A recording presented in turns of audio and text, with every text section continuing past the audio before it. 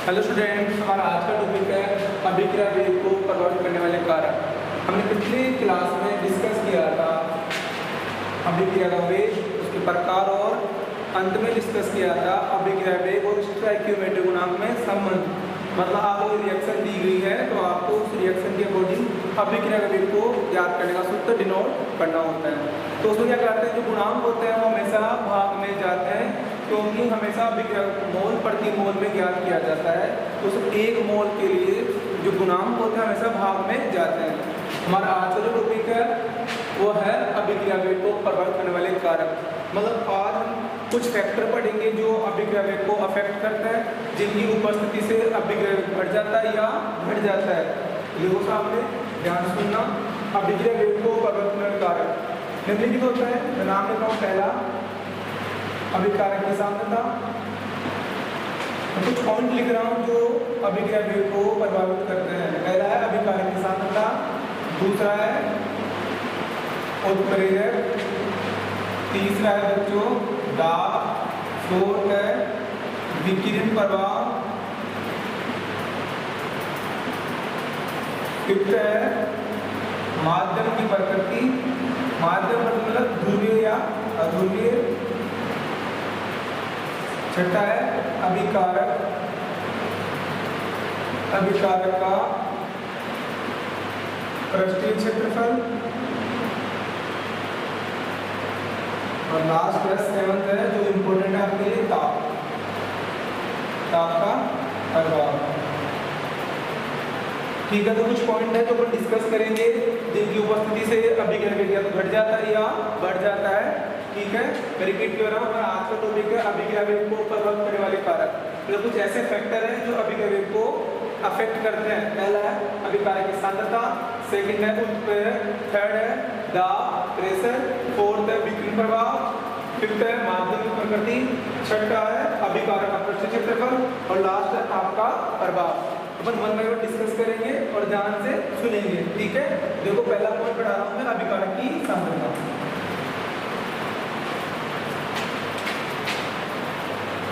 अब आप जानते हो स्टूडेंट्स, किसी भी रासायनिक अभिक्रिया में अभिकारक आपस में रिएक्ट करके क्या बनाता है, प्रोडक्ट, उत्पाद। तो जो उत्पाद के बनने की दर है, जो उत्पाद बनेगा उसको वह डिपेंड करेगा अभिकारक की सांद्रता पर। अभिकारक की सांद्रता जितनी कम होगी उत्पाद भी उतना ही कम बनेगा। यदि अभिकारक की सांद्रता जितनी अधिक लोगे आप अभिक्रिया में तो उत्पाद बनने की दर बढ़ जाएगी, अर्थात अभिक्रिया वेग बढ़ जाएगा। क्योंकि उत्पाद बनने की दर क्या होती है, अभिक्रिया का वेग।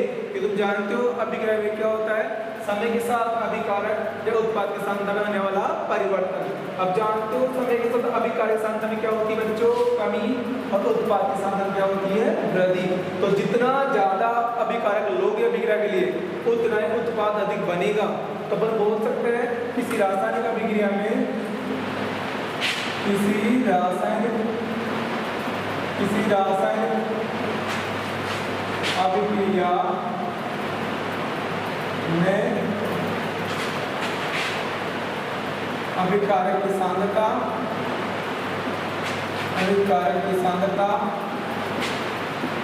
बढ़ाने पर उत्पाद के बनने की दर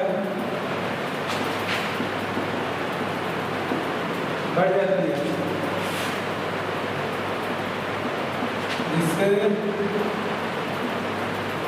अभिक्रिया का वेग भी घट जाता है। ठीक है फ्रेंड, बिल्कुल आसान फैक्टर है। अभिकारक जितना ज्यादा होगा उत्पाद उतना ही ज्यादा बनेगा। ठीक है, अपन बोल सकते हैं अभिक्रिया का वेग, बच्चों में संबंध बता रहा, संबंध क्या होगा, अभिक्रिया का वेग प्रोपोर्शनल होगा कंसंट्रेशन ऑफ रिएक्टेंट, मतलब अभिकारक की सांद्रता,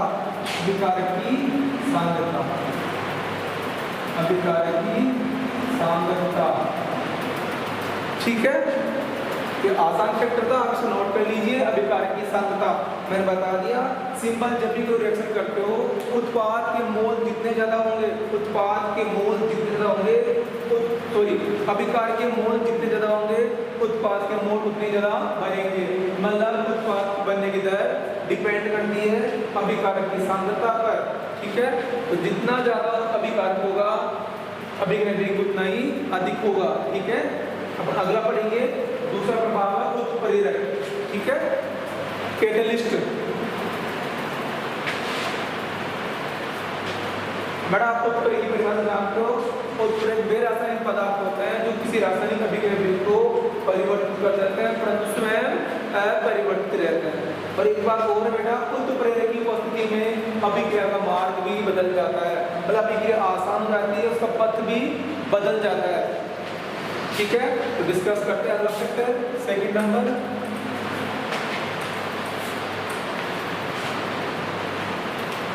सेकंड है उत्प्रेरक कैटलिस्ट। पहले अपन पढ़ लेते हैं उत्प्रेरक की परिभाषा। आप जानते हो ऐसे पदार्थ या ऐसे रासायनिक पदार्थ, ऐसे रासायनिक पदार्थ जो जिनकी उपस्थिति में, ऐसे रासायनिक पदार्थ जिनकी उपस्थिति में रासायनिक अभिक्रिया का वेग, रासायनिक अभिक्रिया का वेग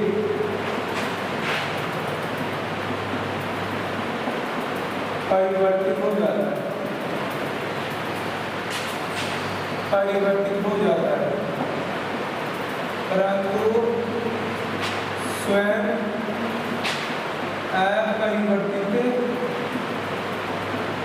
रहते हैं। स्वयं अपरिवर्तित रहते हैं, क्या कहलाते हैं फ्रेंड्स? उत्प्रेरक कहलाते हैं। ठीक है, सिंपल परिभाषा है, मैं रिपीट कर रहा हूँ। ऐसे रासायनिक पदार्थ जिनकी उपस्थिति में रासायनिक अभिक्रिया का वेग परिवर्तित हो जाता है परंतु स्वयं अपरिवर्तित रहते हैं, कहलाते हैं उत्प्रेरक। ठीक है, अब बात करते हैं उत्प्रेरक की उपस्थिति में अभिक्रिया वेग पर क्या प्रभाव पड़ेगा। ठीक है,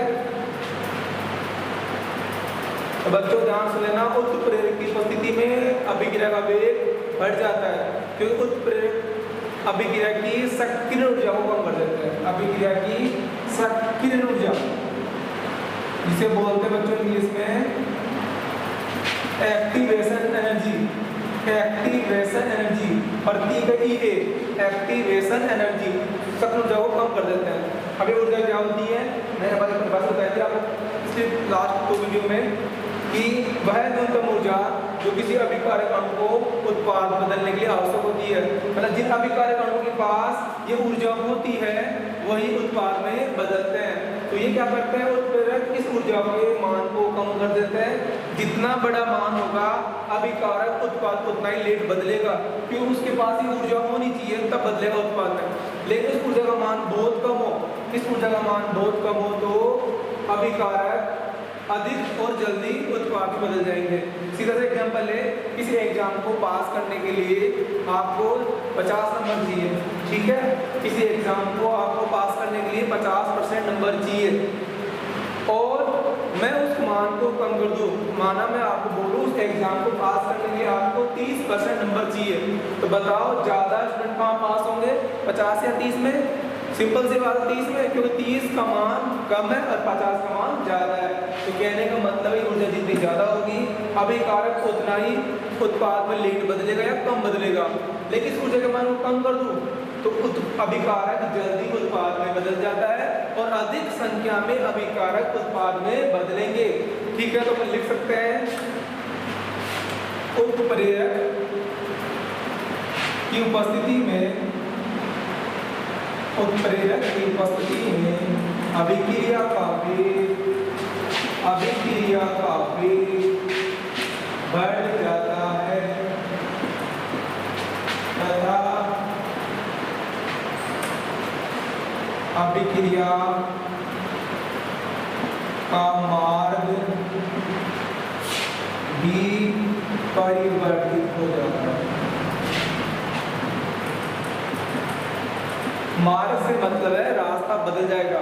जो रास्ता आपको वहां तक पहुंचाने में रास्ता बड़ा था, समय अधिक लग रहा था, अब उत्प्रेरक की पड़ जाए इसमें शॉर्टकट, मतलब रास्ता बदल जाएगा, अभिक्रिया जल्दी संपन्न हो जाएगी। तो मैं रिपीट कर रहा हूँ, उत्प्रेरक की उपस्थिति में अभिक्रिया का वेग बढ़ जाता है तथा अभिक्रिया का मान बढ़ते जाता है। कारण लिखेंगे पर बच्चों, कारण आपको आना चाहिए क्योंकि उत्प्रेरक की उपस्थिति में अभिक्रिया की सक्रिय ऊर्जा, अंडरलाइन कर रहा हूँ, ये आपके लिए इंपॉर्टेंट है, सक्रिय ऊर्जा कम हो जाती है। ठीक है, तो दो फैक्टर हो गए, उत्प्रेरक और पहला था अभिकारक की सांद्रता।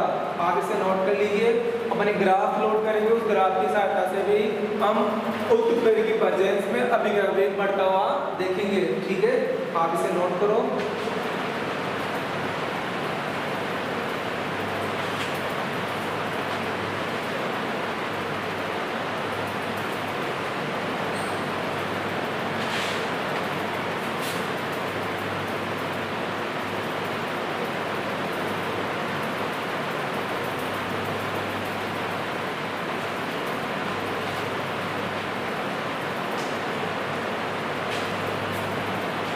ओके स्टूडेंट्स, आगे चलते हैं अपन, ग्राफ लोड करेंगे अपन और उत्प्रेरक की प्रेजेंस में देखेंगे अभिक्रिया वेग कैसे बढ़ जाता है, अभिक्रिया का रास्ता कैसे परिवर्तित हो जाता है। तो देखो ग्राफ खींचते हैं। अब आपको पता है हमेशा ग्राफ खींचते हैं, दो अक्ष के मध्य एक्स और वाई। तो ग्राफ लोड कर रहा हूँ मैं, वाई अक्ष पे है अभिक्रिया की ऊर्जा, जिसे अपन बोल सकते हैं सक्रिय ऊर्जा, और यहाँ पर है अभिक्रिया की प्रकृति या मार्ग, अभिक्रिया का मार्ग। ठीक है, अब बात करें स्टार्टिंग में जब उत्प्रेरक की एब्सेंस हो, उत्प्रेरक अनुपस्थित है, तो अभिक्रिया कैसे होगी। माना या आपके लिए कोई अभिकारक है,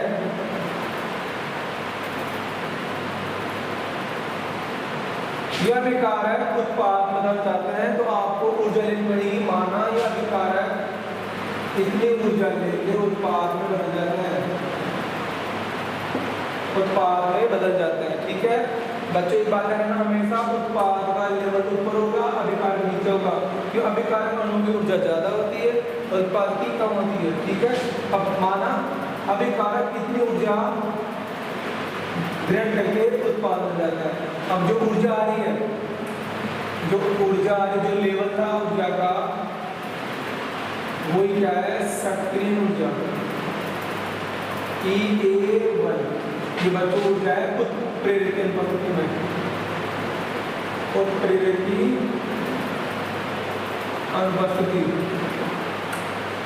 अब आप जब उत्प्रेरक की प्रेजेंस में भी क्या करोगे तो क्या होगा, जो ऊर्जा रिक्वायर्ड थी, जो रिक्वायर्ड एनर्जी थी, जो आवश्यक ऊर्जा थी न्यूनतम, उसका मान कम हो जाएगा, तो अभिक्रिया जल्दी संपन्न हो जाएगी। देखो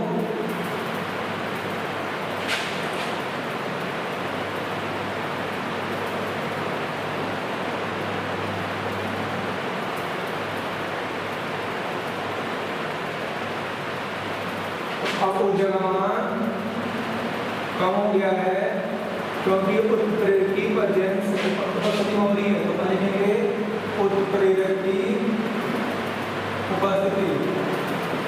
ठीक है, मैं रिपीट कर रहा हूँ, उत्प्रेरक की उपस्थिति में किसी रासायनिक अभिक्रिया वेग बढ़ जाता है क्योंकि उत्प्रेरक उस अभिक्रिया के सक्रिय ऊर्जा के मान को कम कर देते हैं, सक्रिय ऊर्जा के मान को कम कर देते हैं। ठीक है, मैं रिपीट कर रहा हूँ, जब भी आप ग्राफ के अकॉर्डिंग समझोगे तो अभिकारक को उत्पाद बदलना होता है, तो अभिकारक उत्पाद को जो ऊर्जा ग्रहण करके बदलेंगे उसको मान को बोलता है सक्रिय ऊर्जा।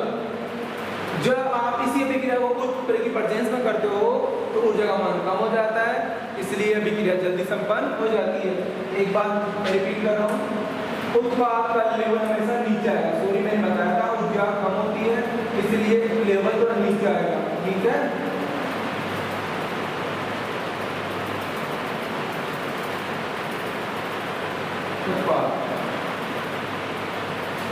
ठीक है स्टूडेंट्स, ये ग्राफ आप नोट कर सकते हो। किसी रासायनिक अभिक्रिया में उत्प्रेरक की प्रेजेंस अभिक्रिया की वेग बढ़ देती है क्योंकि उत्प्रेरक की उपस्थिति उस अभिक्रिया के लिए सक्रिय ऊर्जा के मान को कम कर देते हैं। और ग्राफ जब उलट होंगे तो अभिकारक उत्पाद का लेवल ऊपर नीचे होगा, कि अभिकारक की ऊर्जा ज़्यादा होती है और उत्पाद की ऊर्जा कम होती है। मतलब अभिकारक अणु इतनी ऊर्जा पार करके जब आएगा तो ऊर्जा उसमें कमी होगी, ऊर्जा का लॉस हो जाएगा, इसलिए उत्पाद का लेवल हमेशा नीचे आएगा। ठीक है, अब अगला पॉइंट पढ़ेंगे तीसरा, दाब का प्रभाव। दाब का प्रभाव, दाब की प्रेजेंस में अभिक्रिया वेग पर क्या प्रभाव पड़ेगा। ठीक है, तो आप नोट कर लिए स्टूडेंट्स, आगे चलते हैं अपन।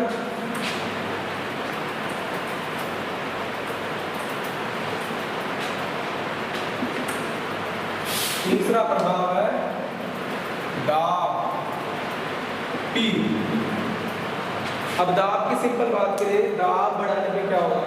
जब आप किसी पात्र में माना का अभिकारक अणु गैसीय प्रकृति का है और गैसीय प्रकृति पर दाब का प्रभाव होता है और द्रव्य अणु पर दाब का प्रभाव होता है, लेकिन जो पदार्थ अभिकारक ठोस अवस्था में है उनमें दाब का प्रभाव नहीं होता, क्योंकि ठोस असंपीड्य होता है लेकिन गैस संपीड्य होती है। तो आप किसी गैसीय अभिकारक पर जब दाब लगाओगे तो दाब लगाने से क्या अभिकारक अणु पास आएंगे, जल्दी रिएक्शन होगी, जल्दी विक्रिया होगी, तो उत्पाद जल्दी बनेगा। अपन बोल सकते हैं किसी रासायनिक अभिक्रिया में गैसीय अभिकारकों पर दाब का मान बढ़ाने पर इकाई आयतन मतलब कम आयतन में अभिकारक या सक्रिय अणु की संख्या बढ़ जाती है। सक्रिय अणु की संख्या बढ़ जाएगी, जिससे क्या होगा, अभिकारक अणु के मध्य टक्कर आवर्त का मान बढ़ जाएगा और उत्पाद जल्दी बनेगा। तो सिंपल सी बात है, अभिकारक की प्रेजेंस में भी अभिक्रिया का वेग घट जाता है। अपन लिखेंगे किसी रासायनिक अभिक्रिया में गैसीय अभिकारकों पर दाब का मान बढ़ाने पर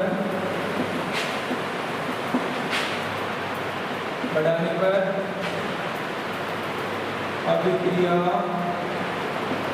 का वेग बढ़ जाता है। कारण लिखो बच्चों, क्योंकि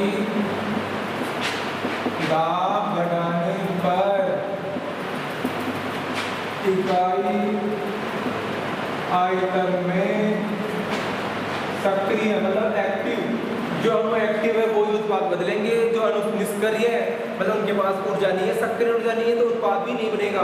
तो जिनके पास ही ऊर्जा होगी उन्हें बोलते हैं सक्रिय अणु, मतलब वह अणु जिनके पास उत्पाद बदलने के लिए आवश्यक एनर्जी होती है, मतलब जिसे बोलते हैं सक्रिय ऊर्जा होती है।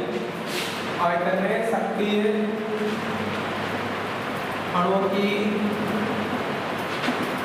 संख्या बढ़ जाती है, जिससे अणुओं के मध्य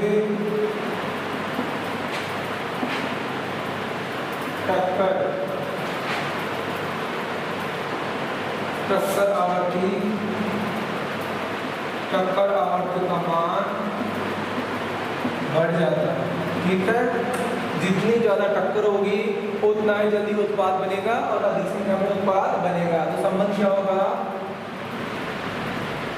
अभिक्रिया वेग प्रोपोर्शनल टू दाब, मतलब दाब ज़्यादा तो वेग भी ज़्यादा।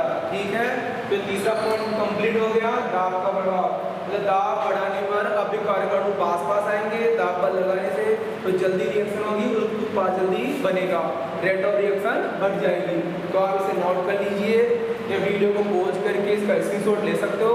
अपन आगे डिस्कस करेंगे। फोर्थ पॉइंट है विकिरण प्रभाव। ठीक है, मतलब लाइट का इफेक्ट से क्या प्रभाव पड़ता है। ठीक है, आपने देखा होगा कुछ रिएक्शन में ऊपर लिखा होता है H म्यू डिनोट करता है ऊर्जा, प्रकाश की ऊर्जा, और किसी भी क्या लिखा होता है अंधेरा, डार्क। मतलब कुछ अभिक्रिया अंधेरे में होती है और कुछ अभिक्रिया लाइट की प्रेजेंस में होती है। तो सिंपल सी बात है, जो अभिक्रिया लाइट की प्रेजेंस में होगी वह अभिक्रिया जल्दी कंप्लीट होगी, मतलब अभिक्रिया की दर ज़्यादा होगी, जल्दी उत्पाद बनेगा।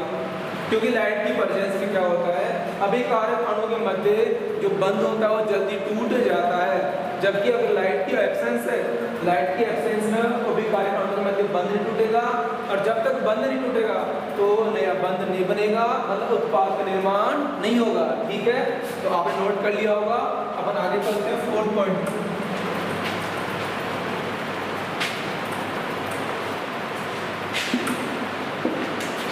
स्टूडेंट्स, विकिरण का प्रभाव। अपन बोल सकते हैं कुछ रासायनिक अभिक्रिया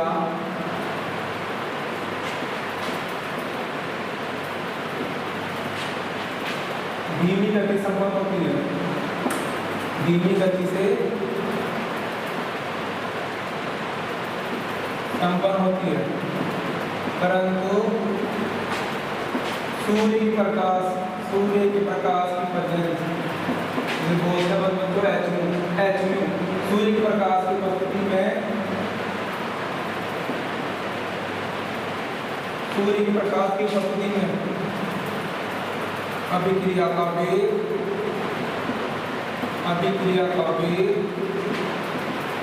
बढ़ जाता है। ठीक है, सूर्य के प्रकाश की उपस्थिति में अभिक्रिया का वेग बढ़ जाता है, क्योंकि अभिकारक अणु के मध्य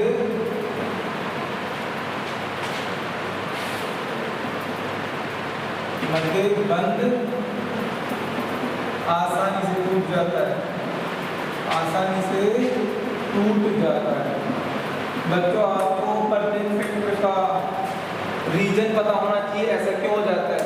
तो क्योंकि अभिकारक अणु के मध्य बंध आसानी से टूट जाता है। देखो, जब प्रकाश की प्रेजेंस होगी तो उसके ऊपर प्रकाश गिरेगा H, और जैसे प्रकाश गिरेगा तो बंध ब्रेक होगा, और बंध ब्रेक होगा तो उत्पाद बनेगा। ठीक है, ये 4th पॉइंट है, विकिरण प्रभाव। कुछ रासायनिक अभिक्रिया धीमी गति से संपन्न होती है, परंतु अगर सूर्य प्रकाश की उपस्थिति में अभिक्रिया का वेग बढ़ जाता है, क्योंकि अभिकारक अणु के मध्य बंध आसानी से टूट जाता है। अब देखो, आपने देखा होगा H2 Cl2, यह अभिक्रिया 2HCl।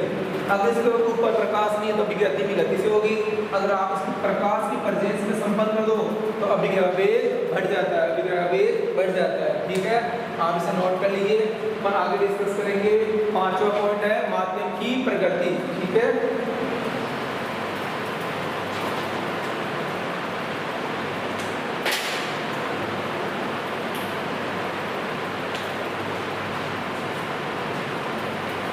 ओके स्टूडेंट्स, आगे चलते हैं। 5वां पॉइंट है आज का।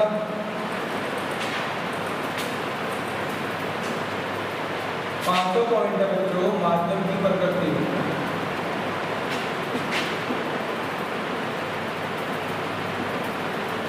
अब माध्यम से बात करें, माध्यम की प्रकृति दो सकती है, ध्रुवीय है, अध्रुवीय। अगर आप बात करो ध्रुवीय विलायक की, अगर किसी रासायनिक अभिक्रिया को आप ध्रुवीय विलायक की प्रेजेंस में करते हो तो क्या होता है? ध्रुवीय विलायक क्या होता है? जो आयनों में टूट जाता है तो उससे क्या होगा? अभिकारक अणु उस ध्रुवीय विलायक में अपने आयनों में आयनित हो जाएंगे, जिससे आयनों की संख्या बढ़ जाएगी, और आयन संख्या बढ़ जाएगी। और तुम जानते हो आयन विपरीत आवेशित प्रकृति के होते हैं, प्लस और माइनस, तो जल्दी आकर्षित होंगे तो क्या बन जाएगा? उत्पाद। ठीक है, मैं रिपीट कर रहा हूँ, ध्रुवीय विलायक की प्रेजेंस में क्या होगा? अभिकारक अणु अपने आयनों में आयनित हो जाएंगे, जिससे आयनों की संख्या बढ़ जाएगी और अभिक्रिया का वेग बढ़ जाएगा। लेकिन ये अभिक्रिया आप करो अध्रुवीय विलायक की प्रेजेंस में, अध्रुवीय विलायक की प्रेजेंस में, तो क्या होगा? अभिक्रिया का वेग कम हो जाता है। हम बोल सकते हैं ध्रुवीय विलायक की उपस्थिति में अभिक्रिया का वेग बढ़ जाता है, क्योंकि ध्रुवीय विलायक की उपस्थिति में अभिकारक अणु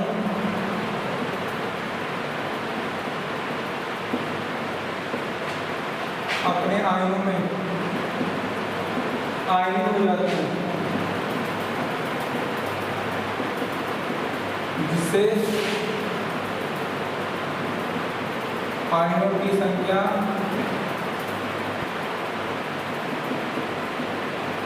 बढ़ जाती है।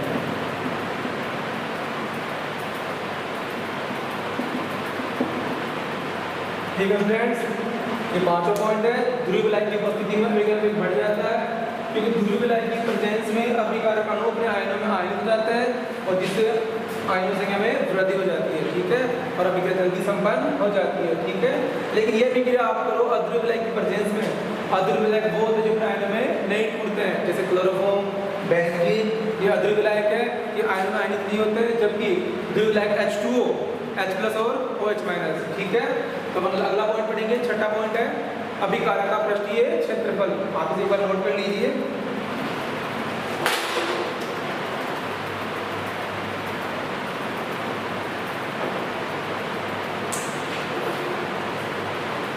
ओके फ्रेंड्स, नोट कर लिया आपने, आगे चलते हैं अपन। छठा पॉइंट है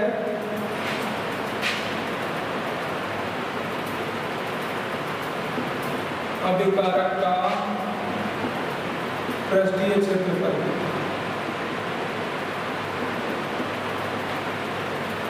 पृष्ठीय क्षेत्रफल से मतलब है सतही आवरण, सतही किनारा, किनारा कितना है। अब आप जानते हो जितना अभिकारक अणु का सरफेस ज्यादा होगा, जितना बड़ा अणु होगा, ठीक है, जितना बड़ा सरफेस एरिया होगा उस अणु का अभिक्रिया की दर उतनी ज्यादा होगी। इसे पर बोल सकते हैं किसी ठोस की तुलना में उसका पाउडर या चूर्ण अधिक उपयोगी होता है किसी रासायनिक अभिक्रिया के लिए, क्योंकि माना आपके पास कोई ठोस अवस्था में कोई अभिकारक है, माना कोई ठोस अवस्था में अभिकारक है, अब उसका जो पृष्ठीय क्षेत्रफल है वो बहुत कम है, लेकिन आप इसे क्रश कर दो, बारीक कर दो चूर्ण में, तो इसकी मात्रा फैल जाएगी और इसका सरफेस एरिया बढ़ जाएगा, सरफेस एरिया बढ़ जाएगा। कहने का मतलब है किसी अभिकारक अणु का पृष्ठीय क्षेत्र जितना ज़्यादा होगा तो वह उत्पाद में उतना जल्दी ज़्यादा बदलेगा, अभिक्रिया दर बढ़ जाएगी, क्योंकि उसका सतह क्षेत्रफल उतना अधिक होगा, अभिक्रिया दर बढ़ जाएगी। इसे अगर बात करें एक लकड़ी का बड़ा टुकड़ा, एक लकड़ी का बड़ा टुकड़ा अपन जलाते हैं या फिर अपन उस लकड़ी के छोटे छोटे टुकड़े करके बारीक टुकड़े जलाए, तो बताओ ज़्यादा इफेक्टिव कौन होगा, बड़ा लकड़ी टुकड़ा होगा या छोटा होगा। सीधी सी बात है, जो छोटा टुकड़ा है वो एक साथ पूरा जलेगा, फिर अपन उसको अंदर चूल्हे के अंदर दे सकते हैं, ठीक है, लेकिन जो बड़ा लकड़ी का टुकड़ा होगा उसका एक सिरा जलेगा, बाकी बाहर रहेगा। तो कहने का मतलब है कि जितना पृष्ठीय क्षेत्र ज़्यादा होगा अभिकारक अणु का उतना ही अभिक्रिया वेग ज़्यादा होगा, मतलब जल्दी उत्पाद बनेगा।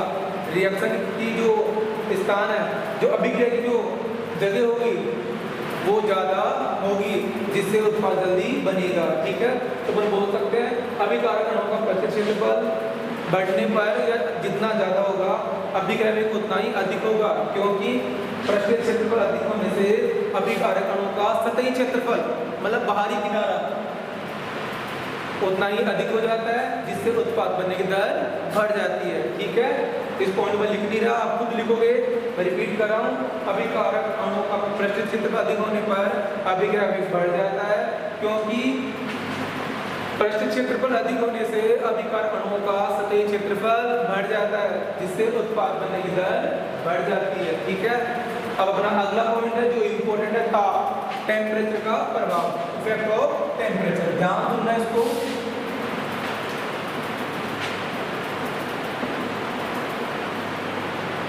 अब ताप से आप बार बार समझ सकते हो, मैंने आपको पहले बताया विलेन चैप्टर में, ताप का प्रभाव हमेशा डिपेंड करता गतिज ऊर्जा, मतलब ताप बढ़ाने से अभिक्रिया की अणु की अभिकारक अणु क्या बढ़ जाएगी, गतिज ऊर्जा, और जितनी ज़्यादा गतिज ऊर्जा होगी वो गति करेंगे, आपस में टक्कर होगी और क्या बन जाएगा बच्चों, उत्पाद। ठीक है, तो ताप बढ़ाने से अभिकारक अणुओं की गतिज ऊर्जा में वृद्धि हो जाती है, जिससे अभिक्रिया का वेग बढ़ जाएगा। तो सिंपल बोल सकते हैं किसी रासायनिक अभिक्रिया में ताप बढ़ाने पर अभिक्रिया का वेग बढ़ जाता है, अर्थात उत्पाद बनने की दर बढ़ जाती है, क्योंकि ताप बढ़ाने से अभिकारक अणुओं की गतिज ऊर्जा का मान बढ़ जाता है। देखो, किसी रासायनिक अभिक्रिया में ताप बढ़ाने पर उत्पाद बनने की दर अर्थात अभिक्रिया का वेग बढ़ जाता है, क्योंकि ताप बढ़ाने से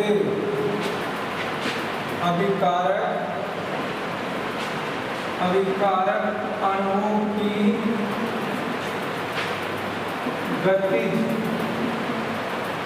गति ऊर्जा का मान बढ़ जाता है। ठीक है, मतलब जितना ज्यादा ताप होगा उतनी ज्यादा क्या होगी गति ऊर्जा, और जितनी ज्यादा गति ऊर्जा होगी अणु आपस में टक्कर करेंगे और क्या बना लेंगे, उत्पाद। ठीक है, गति ऊर्जा का मान बढ़ जाता है। ठीक है, तो संबंध क्या होगा,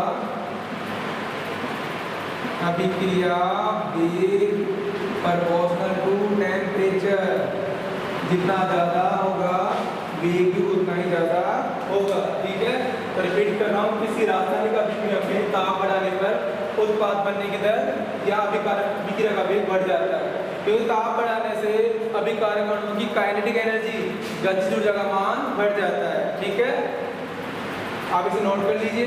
अब एक पॉइंट पूछ लेते हैं, इसमें क्वेश्चन बन सकता है, अगर किसी रासायनिक अभिक्रिया में आप ताप का मान एक साथ 10 डिग्री बढ़ा दो, मतलब किसी रासायनिक अभिक्रिया का ताप 10 डिग्री सेल्सियस बढ़ा दो, 10 डिग्री या 10 केल्विन कोई फर्क नहीं पड़ेगा, बढ़ा दिया जाए तो क्या होगा, तो अभिक्रिया का वेग 2 या 3 गुना बढ़ जाता है। ठीक है, जब आप टेम्परेचर को एक साथ 10 बढ़ा दोगे, मतलब पहले माना ताप था 300 केल्विन, अगर आपने कर दिया 310 केल्विन, तो अभिक्रिया का वेग जो बढ़ेगा, जितना प्रभाव पड़ेगा वो होगा दुगुना या तिगुना, इतना मान बदल जाएगा अभिक्रिया के वेग का। ठीक है, तो ऊपर पॉइंट लिख रहे हैं। ठीक है, नोट कर लिया आपने, देखो